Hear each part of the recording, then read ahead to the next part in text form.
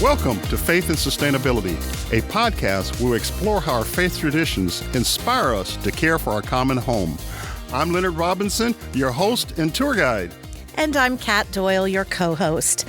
Today's podcast is made possible from the generous support of Jamie Lanier, the Varlamov Family Foundation, Georgia Interfaith Power and Light, St. Francis Services, and Semco Atlanta. Okay, Leonard, I am super excited to hear who we're going to talk to today. Who do we have? Well, Kat, today is somebody I've known for close to 2 decades. We have KoAnn Skrzyniarz. She's the founder of Sustainable Brands, a lifelong seeker of truth, purpose, and impact. She has transformed the way businesses view sustainability. KoAnn, welcome to the intersection of faith and sustainability. Gosh, Leonard, it's hard to believe how long we've known each other and how many threads of connections we've had through the years. It's so nice to be here.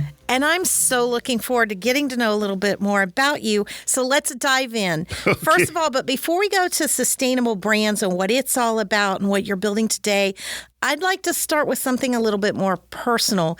Can you tell me a little bit about your compass? Like what guided you? What brought you to where you are today?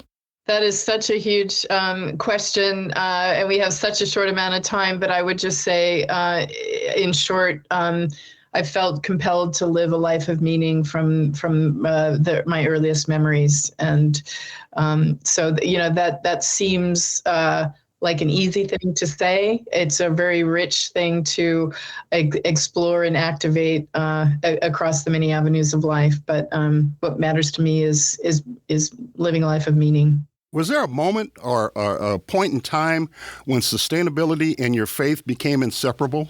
Great question. I think that I've had a deep love of nature and a connection to nature since I was a kid. And so that's been a thread of my reality, personal and professional, through my life. I started my professional career covering the paper, timber, and mining industries way back in the 80s. So became aware of the fact that the natural resources that we've been gifted on this planet are limited. And then over time in the 90s, I worked in the emerging technology markets and began to travel a lot around the world. And over time, traveling to various places around the world, I like to mention Kuala Lumpur as a tangible example, having seen just dramatic change in the earth surrounding that place in Malaysia from when I was there and doing software development conferences and work to today when I'm now doing sustainability conversations. Just the recognition of the damage that we're doing to the earth. I mean, flying back and forth between, even in the 80s, flying back and forth between here and Seattle, watching the clear cutting in the Pacific Northwest expand and seeing, forests being cut down and so forth. So it's been a long percolating, concern of mine. And then there was a point in time in the early 2000s when I heard a lecture by Bill McDonough, who wrote the book Cradle to Cradle, who, basically beautifully articulated the need to remake the way we make and do everything. That really struck me and spoke to me as something that I felt like I knew how to help with. So I heard you say that this is something that you've sort of been interested in or into since you were a kid. A lot of the guests we have on this podcast say the same thing. But you also said that you got to where you are today. It's been like this journey of memories. So that's a very interesting way to look at things, to juxtapose your memories next to what's happening today. So when you put all that together, I'm just really curious on how you got to Sustainable Brands. That's a twisted journey. I've just read a lot all my life and worked with brands in my business-to-business career most of my life, built brands myself. What I realized was that branded businesses sit at the center of the economic ecosystem. They actually really have influence over the materials that we use in our products, the supply chain norms and behaviors that we support and expect in the building and delivery of our products. They, touch the, maybe most importantly, consumer demand and behavior. Brands are the things that tell us culturally what is cool and we should want out there. And so they really sit in the position of driving the kind of systems change that is necessary to get to the future that we want economically. Do you see a role for faith-based organizations like the Archdiocese of Atlanta in sustainability?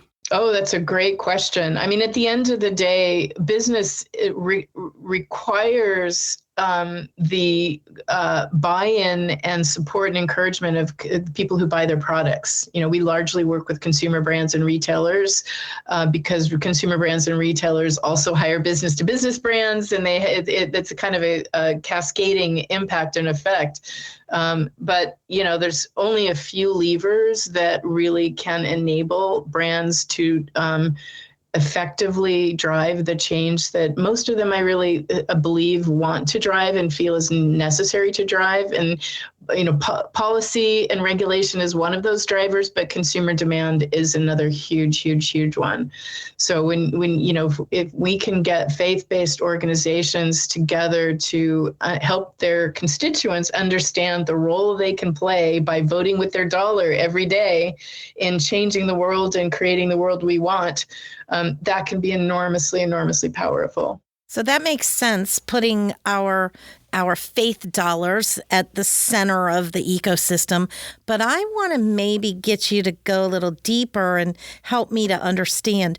Do you think that there would be a way to brand this movement of integral ecology? Because you're talking about branding things, but what about branding a movement? Yeah, I think today's world is massively challenged. We live in a very polarized time where story wars are a very real thing. And the way that we go about engaging people is inherently fragmented at the moment. Is there an opportunity? I would say there's a huge need to develop a kind of a movement that everyone can feel a place in and part of. The challenge at the moment is just so many forces trying to break us apart because of the, I think what they see as the opportunity for creating control. So our brand, if you will, for even this podcast is the intersection of faith and sustainability. We like to think, ooh, that's something somebody likes, but are there certain things when you go about branding that would help people better recognize what we're doing? So in other words, how do we brand something that's calling people to take an action? Well, I think one of the things that I recognized really early on in this journey of mine is that there's a confusion around what people think of as brand. People think of brand as a title or a name of something, or a logo oftentimes. And in fact, a brand is who you are, what you do, and how you do it.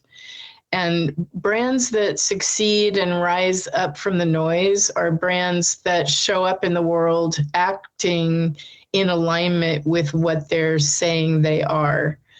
And I think one of the biggest challenges that we have right now in society is this desire everyone feels for reharmonizing our economy with a healthy planet is complex, and knowing what to do and how to show up is really foggy for many people. There are people who want to do the right thing. There's something that exists called an intent to action gap in the consumer base, where consumers want to do something different and right, but they don't know what to do. They don't know who to trust. They don't know how to take action. They don't know what actions matter most. A lot of times they don't feel like their action on its own can make a difference. Haven't you just described exactly what we're struggling with when we talk about not just sustainability, but caring for creation and what God's asked us to do? So I think that you've made some really great points on this. So you've built this global movement where brands are held to a higher calling.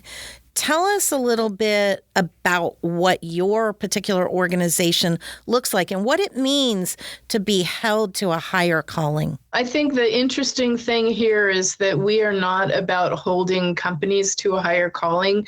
We are about building a community of people that is holding each other to a higher calling. Is, policy and regulations, and even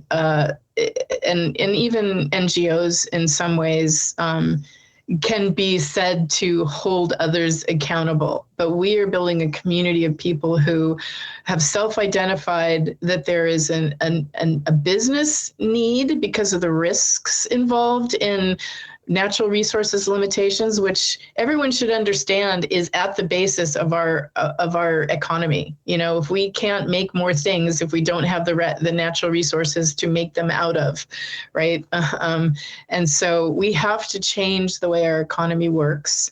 And we need, and those people who understand that reality and who care in their heart about aligning business with a healthy, thriving planet and society need to hold each other accountable and hold each other up. Right? Hold each other up is the important thing, because, there are, moments in time like right now, quite frankly, where there are headwinds that are in opposition to people doing what is really the right thing in business today. And especially at times like this, holding each other up and holding each other accountable is really key. Tell us a little bit about your organization. How long has it existed, what it does, and then where do you see it 5-10 years from now? Good question. I like to say we're a change agency. We look like a media company in that we have a digital publishing platform and we have conferences around the world. We also have a corporate member network that is largely populated by companies like Walmart and Target and Sephora and Petco and Procter & Gamble and Unilever and General Mills and Toyota and a lot of the common household branded companies that you all know and retailers that you do business with.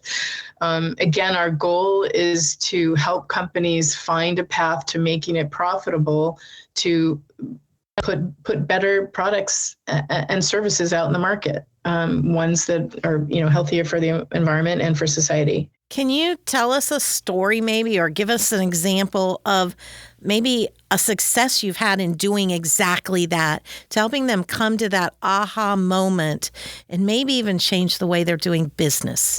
Oh gosh, that would have been a good thing to seed in advance because there are so many. Pausing a moment to give you an example. I mean, I've watched companies transform themselves from the inside for so long.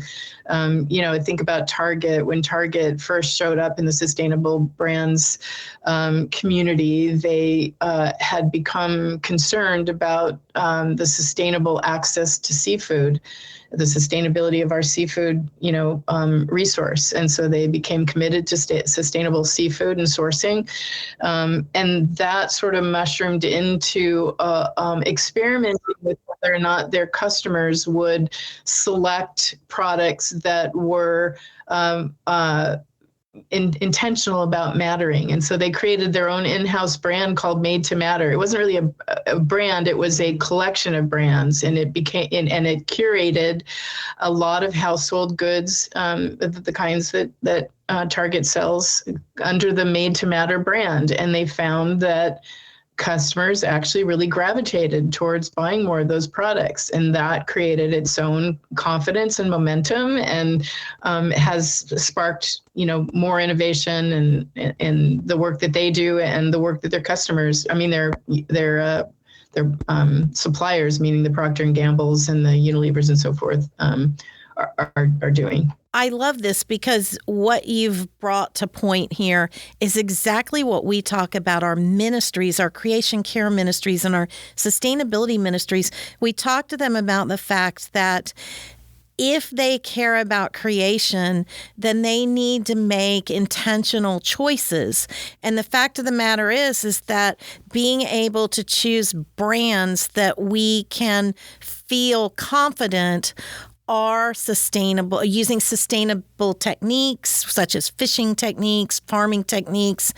And so where would somebody go if they wanted to find out if a brand was using sustainable techniques?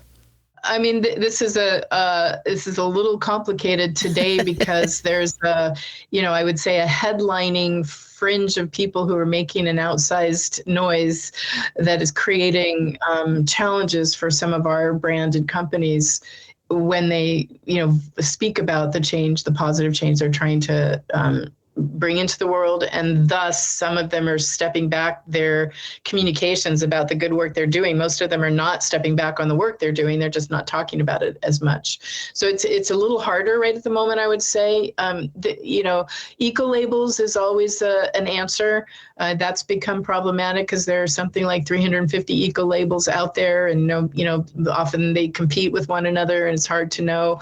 But I would point to something like Amazon's Climate Pledge Friendly label on their website.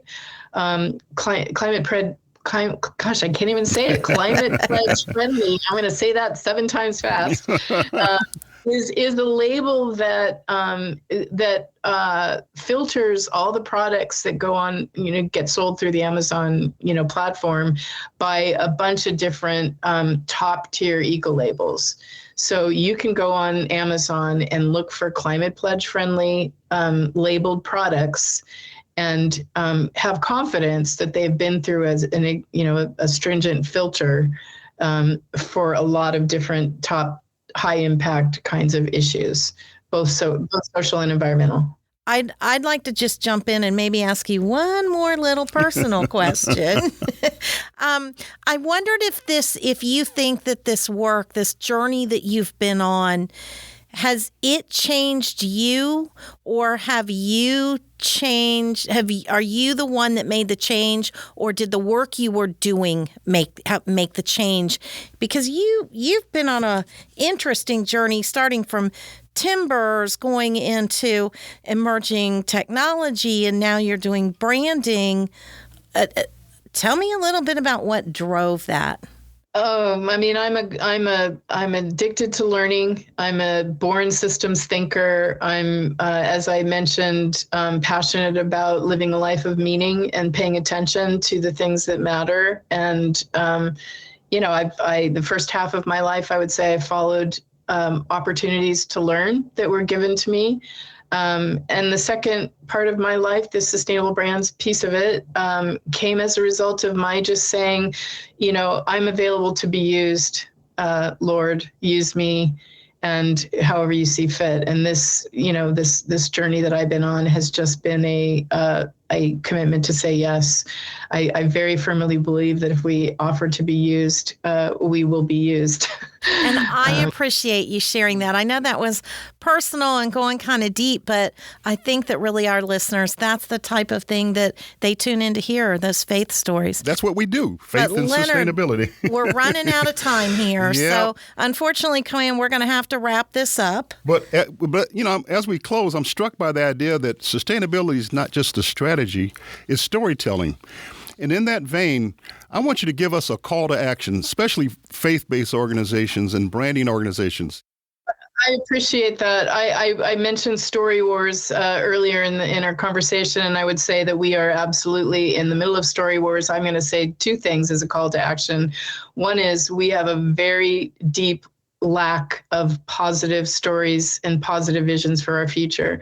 So I would ask everybody out in your audience to commit to imagining and talking about a positive future rather than the dystopian narratives that, permeate our culture at the moment.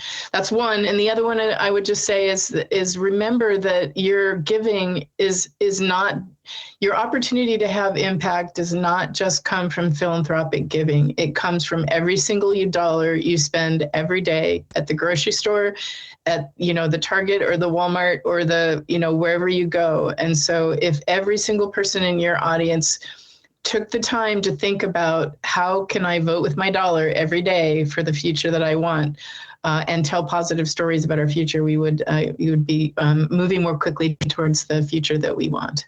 We want to thank you really for helping us not just dream about these better brands, but figure out ways to live this, figure out how to do this intentionally. We're incredibly grateful because this is an important part of the community we need to activate.